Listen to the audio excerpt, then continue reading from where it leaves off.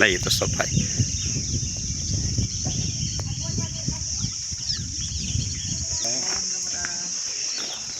પાણખાણની પાસે પુલની બાજુમાં ભૂતળા દાદાનું સ્થાન છે. એમના માતાજી વિશે આપણે અહીંયા મળવા માટે આપણે અહીંયા આવ્યા છે. માતાજીનું નામ? માતાજી આપનું શું નામ છે? મારું નામ મીરાગીરી માતાજી. મીરાગીરી.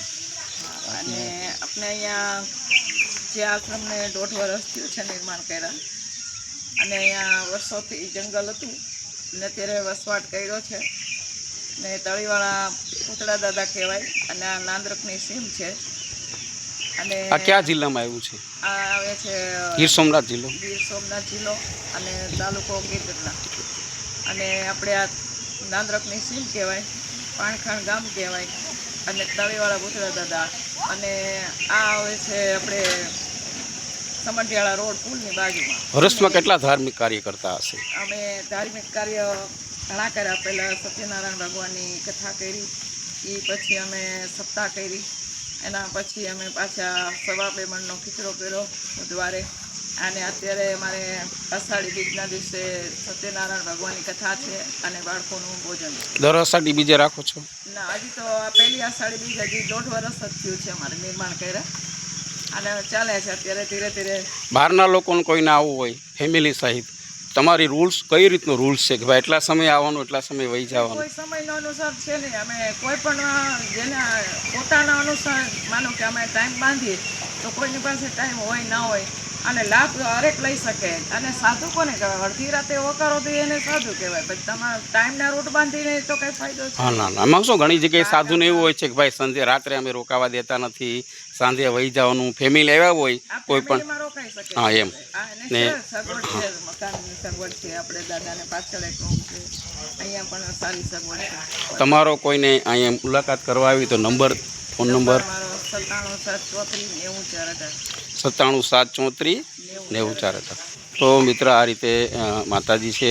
હું તમને અહીંનું કવરેજ પણ બતાવું છું. અત્યારે અહીંયા તમને બતાવું છું માતાજી ખોડિયારમાં. ખાખરો છે, દાદાના કુળદેવી છે. હા, ખાખરો છે અને દાદાના કુળદેવી છે. હું તમને બતાવી રહ્યો છું. કાંઈ આવતો ભાઈ. પત્રકાર જીતેન્દ્રગીરી ગોસ્વામી, લોકશાહી ગુજરાતી ન્યૂઝ આપ જોઈ રહ્યા છો. અત્યારે પૂતળા દાદાના સ્થળ ઉપર આપણે છે.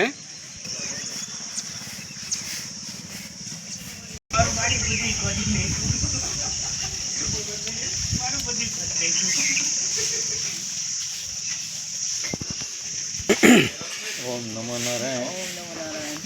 શ્રી કૃષ્ણ શરણમ.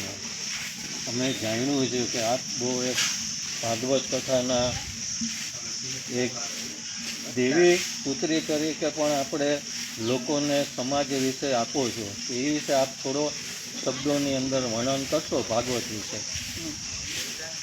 આપણે જે શ્રીમદ ભાગવત આપણે કહી છે જોસ્તી બોલજો. તો ભાગવત ભગવાન છે એ સર્વશ્રેષ્ઠ છે. ભલે બધાય અનેક દેવો સર્વશ્રેષ્ઠ છે, છતાંય આપણે ભાગવત છે મોક્ષદાયની ભાગવત છે. એ ભાગવત 4 વેદ 18 પુરાણ એમાંથી. અને ભગવાન શ્રી કૃષ્ણએ જ્યારે માનો કે અર્જુને આરે પ્રવચન કર્યું એમાંથી આ ભાગવત ભગવાન બન્યું છે.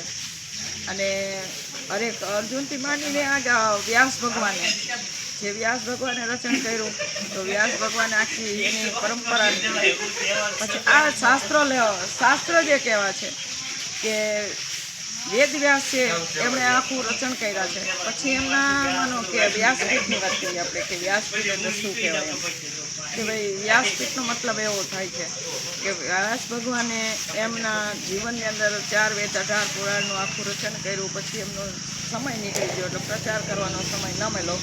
પછી એમણે એમના પુત્ર સુખદેવજીને કહે છે કે આ મારું આખા જીવનની માનો કે કોઈ પણ વસ્તુ હોય છે તો પોતાની જિંદગીની કમાઈ હોય છે, પોતાના સંતાનને આપી શકે. તો સુખદેવજીને કહે છે કે આનો તમે પ્રચાર કરજો.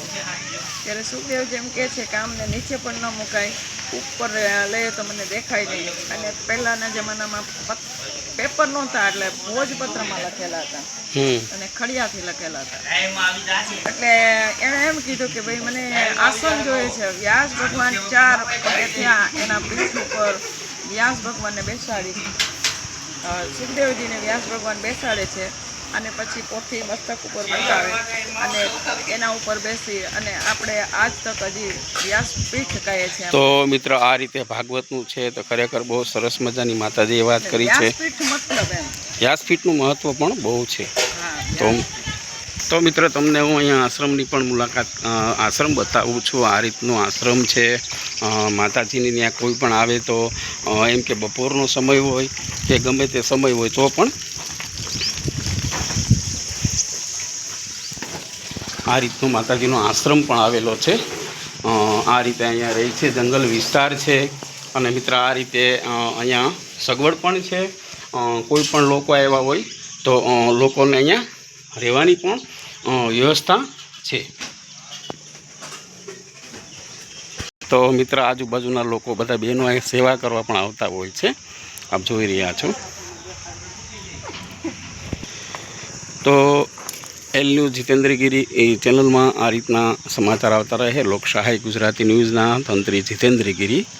ધાર્મિક સમાચાર જોતા રહો. L news Jitendragiri.